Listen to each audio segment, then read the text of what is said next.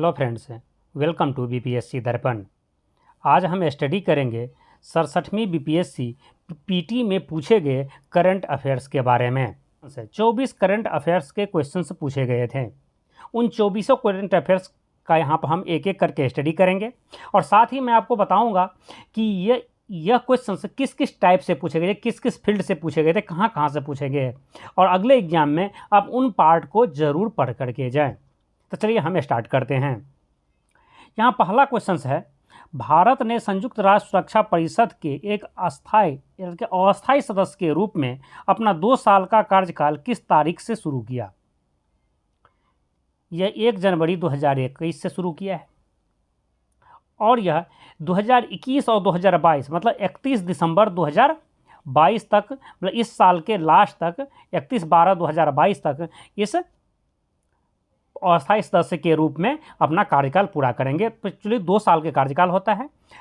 जैसा कि आप जानते हैं कि संयुक्त राष्ट्र में जो संयुक्त राष्ट्र सुरक्षा परिषद है, इसमें 15 सदस्य हैं, जिसमें 5 अस्थायी सदस्य हैं जिसके पास वीटो का पावर है और 10 अस्थायी सदस्य हैं जो हर 2 साल के लिए चुने जाते हैं, जिनमें भारत जो है 1 जनवरी 2021 से लेकर के 31 दिसंबर 2022 तक के लिए चुने गए हैं। तो देख लीजिए, इंटरनेशनल मुद्दा से ही क्वेश्चंस पूछे गए थे। यहाँ से इस टाइप के क्वेश्चंस आप पढ़ेंगे और इस साल जो करंट अफेयर्स का अभी जो आप बुक खरीदे होंगे उनमें भी 5 और जो देश हैं वो 2 साल के कार्यकाल के लिए, जिसकी कार्यकाल स्टार्ट होगा 1 जनवरी 2023 से, उसके लिए चुने गए हैं। उसे आप जरूर पढ़ के जाएँ।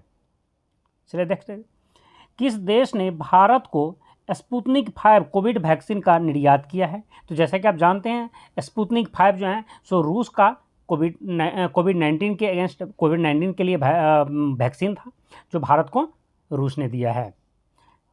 दूसरा, जो बाइडेन ने पदभार ग्रहण किया अमेरिका के 46वें राष्ट्रपति के रूप में। देखिए, यहाँ पर आपको सीरियल नंबर पूछ दिए हैं 46वें राष्ट्रपति के रूप में। तो इस टाइप के जो भी हो, कोई नया चेंजिंग यदि देखा जा रहा है, जैसे जापान के अभी प्रधानमंत्री बदले हैं तो उनके सीरियल नंबर आप देख सकते हैं या उसके नाम याद रख सकते हैं। कहने का मतलब जो फेमस कुछ कंट्री है, जैसे ऑस्ट्रेलिया के बदले हैं उनके भी आपको याद रखना होगा। जर्मनी के चांसलर बदले हैं तो उन्हें आपको याद रखना होगा नेक्स्ट एग्जाम के लिए। नेक्स्ट देखते हैं, 2021 में गणतंत्र दिवस परेड में विदेशी मुख्य अतिथि थे? कोई नहीं थे। जैसा कि जानते हैं, कोरोना के वजह से जो ब्रिटेन के जो प्राइम मिनिस्टर है वो हमारे मुख्य अतिथि होने वाले थे, लेकिन उन्होंने नहीं आए। कोरोना की हवाला देकर उन्होंने अपना यात्रा कैंसिल कर दिए, जिसके वजह से इस 2021 के जो गणतंत्र दिवस परेड था उसमें कोई हमारे चीफ गेस्ट नहीं थे। ठीक है, तो आप देखिए, याद रखना होगा कि 2022 के गणतंत्र दिवस में कौन परेड में थे, या इसी टाइप से जो भी क्वेश्चंस 2 चीफ गेस्ट आए हैं या नहीं आए हैं, उस टाइप से भी आपको यह देखना होगा। चलिए आगे देखते हैं, यूएन में भारत का अस्थायी प्रतिनिधि कौन है? तो देखिए, ये टीएस त्रिमूर्ति जी थे जब तक कुछ क्वेश्चंस पूछा गया था, लेकिन अभी ये करंट में यह बदल चुके हैं। यह आगे हैं आपका रुचिरा कंबोज। यह नई जो है सो बनी है अस्थायी प्रतिनिधि यूएन में भारत की ओर से। याद रखेंगे, रुचिरा कंबोज जो हैं फिलहाल में प्रेजेंट टाइम में वह भूटान में भारत के राजदूत थे।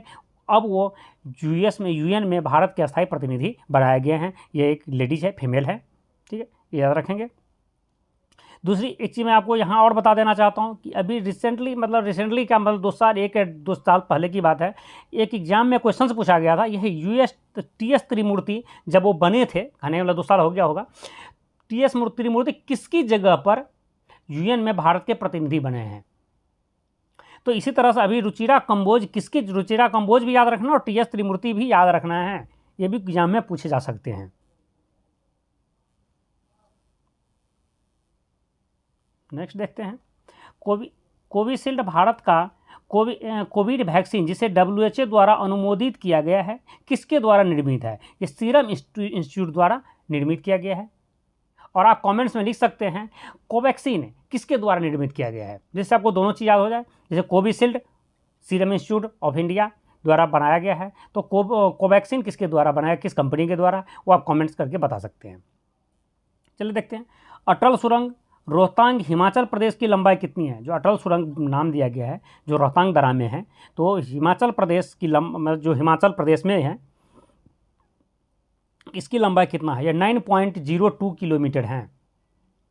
भारत में किस वर्ष रेल बजट को आम बजट में मिला दिया गया? ये 2017 में। मतलब 2017 से पहले रेल बजट अलग आती थी और जो नॉर्मल बजट है वो बजट अलग थे, लेकिन 2017 में दोनों को मर्ज कर दिया गया। अब रेल बजट भी आम बजट के साथ ही आता है। नागरिकता संशोधन अधिनियम 2019 का उद्देश्य क्या है? इसमें है अफगानिस्तान, बांग्लादेश, पाकिस्तान में उत्पीड़ित अल्पसंख्यक समुदाय को नागरिकता प्रदान करना, और उसमें भी 6 अल्पसंख्यक समुदाय को, 6 धर्म को, जिसमें है हिंदू, पारसी, सिख, जैन, ईसाई, बौद्ध, सिर्फ मुसलमान को छोड़कर के ऑलमोस्ट जो भी है 6 धर्म उनको यहाँ पर दिया गया है। इस धर्म के लोग जो वहाँ अल्पसंख्यक है, और स्पेशली इसी धर्म के लोग अफगानिस्तान, बांग्लादेश और पाकिस्तान में मुसलमान ही वहाँ पर अल्पसंख्यक में नहीं है। बाद बाकी जो भी धर्म है, हिंदू हो, बौद्ध हो, सिख, सब अल्पसंख्यक में ही आते हैं। उन्हीं 3 देश से उन्हें आना है। तो याद रखिए ये 6 धर्म है। पिछले के एग्जाम में, रेलवे के एग्जाम में यही क्वेश्चन पूछा गया था, कितनी मतलब जो कितने धर्म को भारत में नागरिकता देने की बात किया है, कितनी मतलब अल्पसंख्यक को, किस धर्म के अल्पसंख्यक को। तो याद 6, किस धर्म में नहीं था, कितने अल्पसंख्यक को, तो 6 सिर्फ ऑप्शन में आंसर देना था।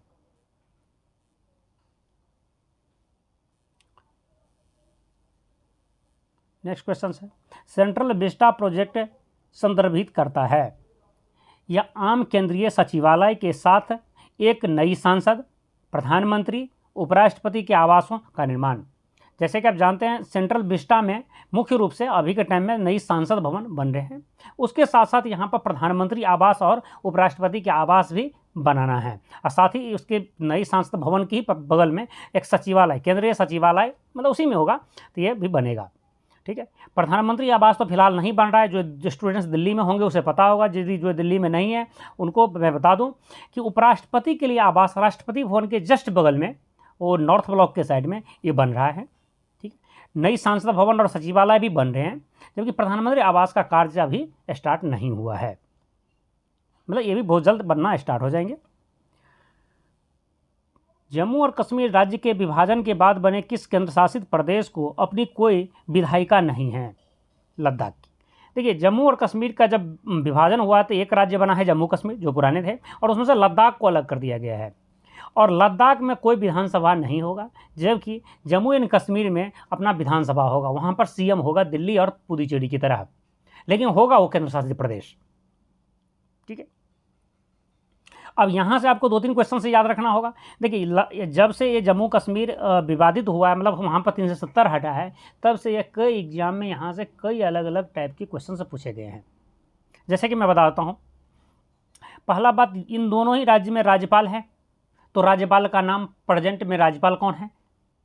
ठीक है, ये क्वेश्चन पूछे जाते हैं। दूसरी, फर्स्ट राज्यपाल कौन थे, अभी जो 370 हटने के बाद बना है, ये क्वेश्चन पूछे जाएंगे। दूसरी, वहाँ पर कितनी विधानसभा की सीटें, कितनी लोकसभा की सीटें, उसमें भी रिसेंटली कुछ दिन पहले यहाँ पर अभी जो नई जो है वहाँ विधानसभा सीटों की घटत बढ़त हो रहा है, कुछ घटाया बढ़ा जा रहा है, नई उसने यहाँ कितने जिला है।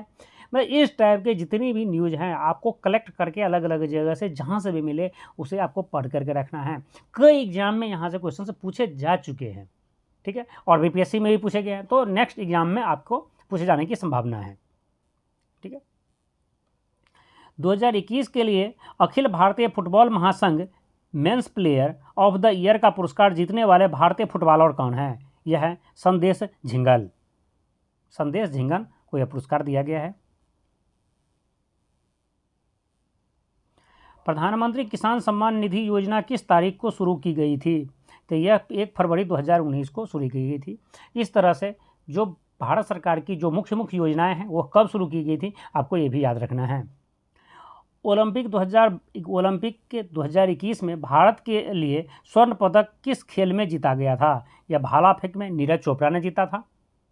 तो देखिए ओलंपिक से क्वेश्चन पूछे गए हैं, तो आपको ओलंपिक से याद रखना होगा। साथ साथ अभी राष्ट्रमंडल गेम चल रहा है, तो राष्ट्रमंडल गेम से भी आपको क्वेश्चन याद रखना होगा। और पैरा ओलंपिक भी हो चुका है, तो शीतकालीन ओलंपिक भी हो चुका है। तो कहने का मतलब यदि ओलंपिक से क्वेश्चन से पूछा गया है तो आपको जो मुख्य मेन वैसे छोटे मोटे छोड़ सकते हैं, मेन क्वेश्चन तीनों ही ओलंपिक, शीतकालीन ओलंपिक, जो उसके बाद जो है जो हमारा ओलंपिक 32वां ओलंपिक था, वो कई ओलंपिक के डेट दिए, 32वां तो ये था जो जापान के टोक्यो में हुआ है, 33वां कहाँ पर होगा, 34वां। तो इस टाइप से भी आपको क्वेश्चंस याद रखना होगा।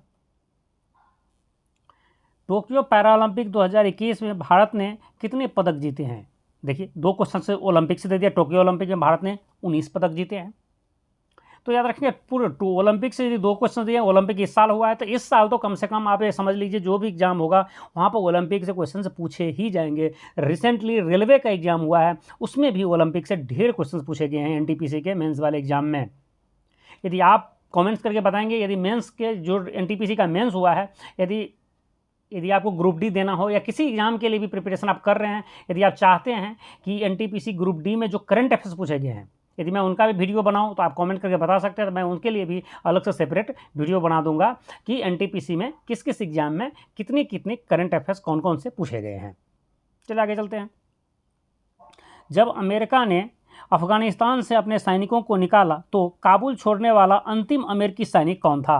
वो था मेजर जनरल क्रिस डोनहू। या तो मेजर जनरल क्रिस डोनहू। देखिए ऐसे क्वेश्चंस बहुत सारे स्टूडेंट्स अपोज कर रहे थे कि यार कोई कौन लास्ट में छोड़ा, वो जानना कौन सा जरूरी है, ये क्यों पूछा गया, वो तो कुछ ज़्यादा बकवास है करंट अफेयर के नाम पर। लेकिन ऐसा नहीं था। यदि कोई छोटे मोटे अमेरिकन नागरिक या एक सिंपल जीडी के मतलब नॉर्मल सैनिक जो वहाँ होते हैं, जो जनरल ड्यूटी वाले होते हैं, यदि वो लास्ट होते तो क्वेश्चन नहीं बनता। लेकिन ये मेजर जनरल रैंक के ऑफिसर जो है सबसे लास्ट में जाते हैं अफगानिस्तान से, तो वो बहुत बड़े ऑफिसर होता है आर्मी में, जैसे कर्नल और ब्रिगेडियर से भी ऊपर होते हैं मेजर जनरल। ठीक है, तो इसलिए यह क्वेश्चन से इंपॉर्टेंट बन जाता है।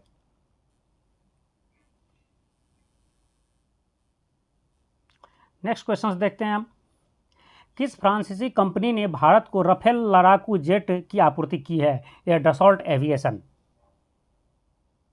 नेक्स्ट है, गलवान घाटी में भारत और चीनी सैनिकों के बीच झड़प कब हुई थी?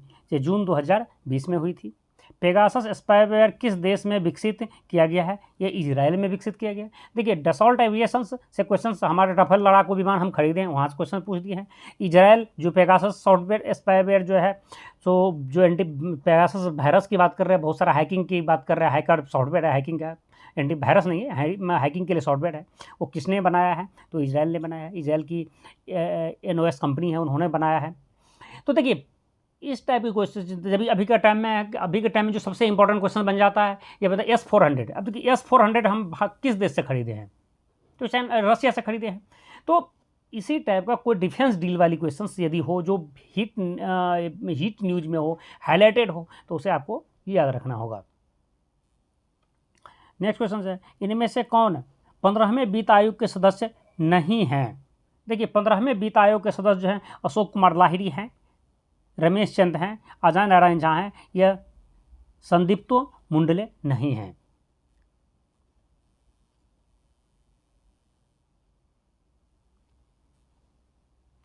नेक्स्ट है, हाल ही में केंद्रीय बजट में FM ने मतलब फाइनेंस मिनिस्टर ने बीमा क्षेत्र में प्रत्यक्ष विदेशी निवेश FDI की सीमा को वर्तमान से बढ़ाकर कितना कर दिया है?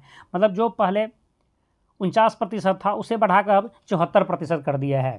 मतलब बीमा क्षेत्र में FDI फॉरेन डायरेक्ट इन्वेस्टमेंट जो है प्रत्यक्ष विदेशी निवेश वो अब 74% तक हो सकता है। केंद्रीय बजट 2021 के अनुसार राजकोषीय घाटा 2021-22 में सकल घरेलू उत्पाद मतलब GDP का कितना प्रतिशत आकलन किया गया है? 6.8%। नेक्स्ट है, स्वच्छ भारत मिशन के द्वितीय चरण को किस समय अवधि के दौरान लागू किया गया था? वह 2020-21 से 24-25 के बीच लागू किया गया था।